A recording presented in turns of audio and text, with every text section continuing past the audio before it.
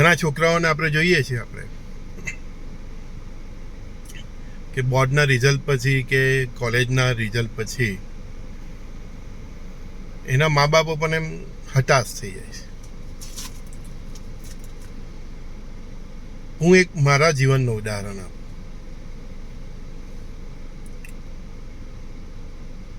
અગાઉ પણ વાત કરી છે, પણ એ પોઈન્ટ અલગ રીતે આ સમજાવું છું. 2 બાળકો મારી પાસે આવેલા, બંને મારા ફ્રેન્ડના જ છોકરાઓ. એક છોકરો હતી ને એક છોકરી હતી. એ લોકો 10મા ધોરણમાં, એટલે હા, એક છોકરી 10મા ધોરણમાં 4-5 વિષયમાં ફેલ હતી, બીજો છોકરો પણ એ રીતના જ ફેલ હતો. એટલા હતાશ મારી પાસે આવ્યા ને કે પોતાના અંગૂઠાને જોયા કરે. જરાક પણ કોન્ફિડન્સનો નામનો 5% પણ કોન્ફિડન્સ એ લોકોમાં રહેલો નહીં. એટલા બધા હતાશ એમ, જાણે જિંદગીને હારી ગયા હોય. પછી એ લોકોને યારે શાંતિથી વાત કરી તો એક તબક્કે તો એમ પણ કીધું કે સાહેબ અમે તો એમ પણ વિચારી લીધું. મને તો અંકલ જ કહે, સાહેબ નહીં કહે, કારણ કે એના ફાધર મારા ફ્રેન્ડ થાય. અંકલ અમે તો એક તબક્કે એમ જ વિચારી લીધેલું બંનેની વાત કે અમે સુસાઇડ કરી નાખવાનું. છોકરાએ પણ એવું કીધું, મને છોકરીએ પણ પર્સનલમાં એવું કીધું. તો મેં હસતા એમને કહ્યું, મેં કહું 1 થી 10 ધોરણ સુધી તો તમે ભણ્યા ને? કે હા ભણ્યા સાહેબ. પણ 10મામાં 4-5 સબ્જેક્ટમાં ફેલ થયા, કોઈ કાંઈ નહીં. પણ તમે માનો કે સુસાઇડ કરી લો ને ફરીથી તમારો જન્મ થાય તો તમારે પાછું નર્સરી કેજીથી લઈને આ 10મા ધોરણ સુધી ફરી નહીં ભણવું પડે? તો વિચારમાં પડી ગયા બાળકો કે આ સરે જબરું કીધું. તમે સુસાઇડ કરી લો તો ફરીથી તમને મનુષ્ય યોનિમાં જન્મ મળે તો તમારે ફરીથી નર્સરી કેજીથી લઈને બધું 10મા ધોરણ સુધી ભણવું નહીં પડે ને? હવે તો મેં કહું દીકરાઓ શિક્ષણ દિવસે અઘરું થતું જાય તો તમારે પાછી ફરીથી જન્મ લેવાની પીડા લેવાની, બરાબર? અને ફરીથી નર્સરીમાં જવાનું, કેજીમાં જવાનું, આ બધી પીડામાંથી ફરીથી પાછું એ જ ભણવાનું. એના કરતાં આ જે 4 વિષયમાં તમે નબળા છો, હું ફેલ છું એમ નથી કહેતો, નબળા છીએ આપણે, આપણી એ વિષય પર પકડ નથી એટલે આપણે ફેલ થઈએ. ફેલ કરવું ને પાસ કરવું એ 2 શબ્દનો ઉપયોગ એ ટેકનિકલ છે. પણ હું તો એમ કહીશ કે આપણે એ વિષયમાં આટલા નબળા છીએ. માનો કે તમારા 100માંથી 30 માર્ક આવ્યા છે કોઈ સબ્જેક્ટમાં, તો તમે 70% નબળા છો. તો 30 તો આવ્યા છે ને, એટલે હવે આપણે બીજા 20% કે 25% મજબૂત થયો તે જ પ્રયત્ન કરવાનો રહ્યો ને.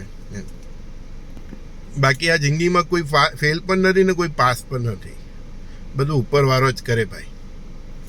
મેં બાળકોને સમજાવ્યું, મેં કહું જો ફરીથી નર્સરી કેજીથી લઈને બધું ભણવું પડે એટલે મેં કહું સુસાઇડ કરવાનો તો વિચાર જ નહીં કરતા, ફરીથી આ બધો ત્રાસ વેઠવો છે એમ. એકર 1 ઘૂંટો ને બગરે 2 ઘૂંટો. બાળકો પછી હસી પડ્યા કે સાહેબ તમે બહુ સરસ વાત કરી.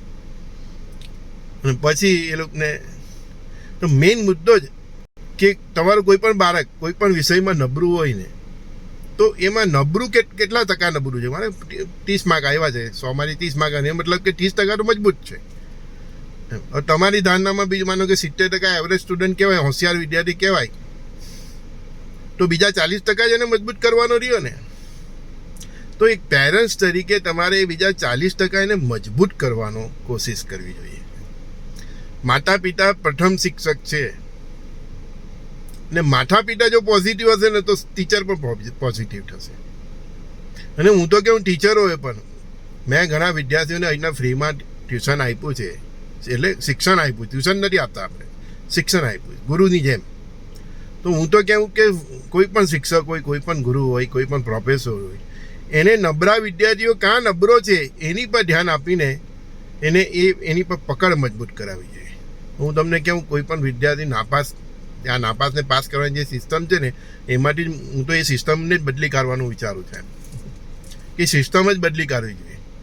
અત્યારે સરકાર લાવી છે, ગ્રેડ આપે છે એમ, પણ નાપાસ ને પાસ એમાં બાળક બહુ ડિપ્રેશનમાં આવી જાય. અને એ બાળકોની પર સ્પેશિયલ ક્લાસીસ ચલાવીને એને જ્યાં નબળો છે ત્યાં મજબૂત કરીને એને એ આગળ વધારો છે. મેં આગળ પણ કહ્યું છે એ છોકરા કોઈ MBA કર્યું ને કોઈ MSc કર્યું એમ, તો નબળું કોઈ હોતું નથી. ત્યાં કદાચ એને કોઈ સમજણ નહીં પડતી હોય તો એ રીતના કોઈ સમજાવનાર નહીં મળ્યો હોય એમ. દરેક માણસમાં બુદ્ધિ તો હોય જ છે, અને તે છતાં પણ તમારો બાળક માનો કે કોઈ ભણવામાં એટલું એ નથી તો એનામાં ખૂબી શું છે તે જોવાનું. કોઈ સ્પોર્ટમાં કે કોઈ પણ જે ટેલેન્ટ હોય એનું એમ, કોઈનું સ્પોર્ટમાં ટેલેન્ટ હોય, કોઈનું એમ દરેકના એક ટેલેન્ટ હોય. કોઈનું લખવામાં ટેલેન્ટ હોય, કોઈનું બોલવામાં ટેલેન્ટ હોય, કોઈનું ગાવામાં ટેલેન્ટ હોય, કોઈનું મ્યુઝિકમાં ટેલેન્ટ હોય. તો તે બાજુ એને કારકિર્દી બનાવવાનું માર્ગદર્શન આપવું જોઈએ એમ. ઓસ્ટ્રેલિયાના ખેલાડી છે એડમ ગ્લિટિસ. આઈ થિંક એના મા બાપ એવું ઈચ્છતા હતા, કારણ કે યુરોપમાં તો ફૂટબોલ બહુ જોરમાં ચાલે, તો એના ફાધર ને મધર એવું ઈચ્છતા હતા કે એનો છોકરો ફૂટબોલમાં આગળ વધે એમ. તો એના મા બાપે એને ગ્લોવ્સ પણ આઈ થિંક ફૂટબોલના જ આપેલા એમ, કે ગોલકીપર બને. પણ એમણે જોયું કે પછી એ લોકોએ જોયું કે એડમ ગ્લિકિસને તો ક્રિકેટમાં ઇન્ટરેસ્ટ છે, તો એ જ ગ્લોવ્સ પહેરીને પહેલાં ક્રિકેટમાં કીપિંગ કર્યું. તો એના મા બાપે એને એ ક્ષેત્રમાં પ્રોત્સાહન આપ્યું, તો આપણને એક એડમ ગ્લિકિસ જેવો એક મહાન ક્રિકેટર મળ્યો. કોઈ પણ દેશનો હોય ખેલાડી, એ ખેલાડી છે એમ. મને પણ ગમે એડમ ગ્લિકિસ રમતો હોય તો જોવાનું ગમે એમ. કૃષ્ણમાચારી શ્રીકાંતને જોવાનું ગમે, જયસૂર્યાને જોવાનું ગમે, વિવ રિચાર્ડ્સને જોવાનું ગમે, સ્પોર્ટની રીતે જ જોવાનું એમ. આ વર્લ્ડ કપ હોય ત્યારે આપણે ઈચ્છીએ કે ઇન્ડિયા જીતે ફાઇનલ. એ તો એક દેશભક્ત તરીકે એમ બધે આપણે એમ કે આ ભારત જીતે, પણ સામે ટીમનો પણ કોઈ ખેલાડી સારું રમતો હોય તે આપણે જોવું જોઈએ એમ. એ ખેલની રીતે જોવું જોઈએ. તો કહેવાનો મતલબ કે એડમ ગ્લિકિસના મા બાપે એને સચિન તેંડુલકરનું જ ઉદાહરણ આપીએ, એ કાં 10મું માંડ ભણેલું છે હે ને. એના ફેમિલી, એના ફાધર પછી એના મોટા ભાઈએ એને પ્રોત્સાહિત કર્યો. તો આપણને સચિન તેંડુલકર એને કરોડો અબોજમાં રમે છે. તો એવું જરૂરી નથી કે તમારો છોકરો એન્જિનિયર જ બને કે ડૉક્ટર બને તો જ એની કારકિર્દી બને ને. હવે આજકાલ યુરોપનું ક્રેઝ લાગેલું છે, તો યુરોપ જાય તો જ ક્રેઝ હોય. યુરોપ તો આખું હળગે છે ભાઈ, સમજી ગયા. એટલે ભારતમાં પણ તમારી કારકિર્દી બની શકે, સિવાય કે એનો વિદેશને યોગ હોય તો હવે જાય તે આખી વસ્તુ અલગ છે એમ. પણ અત્યારે યુરોપ બહુ અઘરું છે એમ. તો બાળકને જેમાં જો શિક્ષણમાં થોડો 10-20 છે, તો બાળકને જેમાં ઇન્ટરેસ્ટ છે એમાં મા બાપે પ્રોત્સાહન કરવું જોઈએ એમ. એનો જે ગ્રહ મજબૂત હોય ને તે દિશામાં જ એને ઇન્ટરેસ્ટ હોય છે. અને માણસને જે, મારું તો કાયમ એક જ કહેવું કે જે માણસને હોબી હોય છે ને, શોખ, એને કારકિર્દી બનાવવી જોઈએ. તો એ માણસ જિંદગીભર કામ કરશે તો ઠકશે નહીં, ઉત્સાહથી કામ કરશે ને એમાં એની કારકિર્દી પણ બનશે. એક પેરેન્ટ્સ તરીકે તમે એ પણ જોવું જોઈએ કે તમારા બાળકમાં માનો કે ભણવાનું એનામાં ક્ષમતા ઓછી છે તો એની હોબી પર ધ્યાન આપો એમ. ભગવાને દરેકને કંઈ ને કંઈ ગુણ લઈને જ મોકલેલો છે એમ. દરેકની અંદર એક તો કંઈ ટેલેન્ટ હોય જ છે. તો એઝ એ પેરેન્ટ તમારે બાળકનું ટેલેન્ટ પર ધ્યાન આપવું જોઈએ.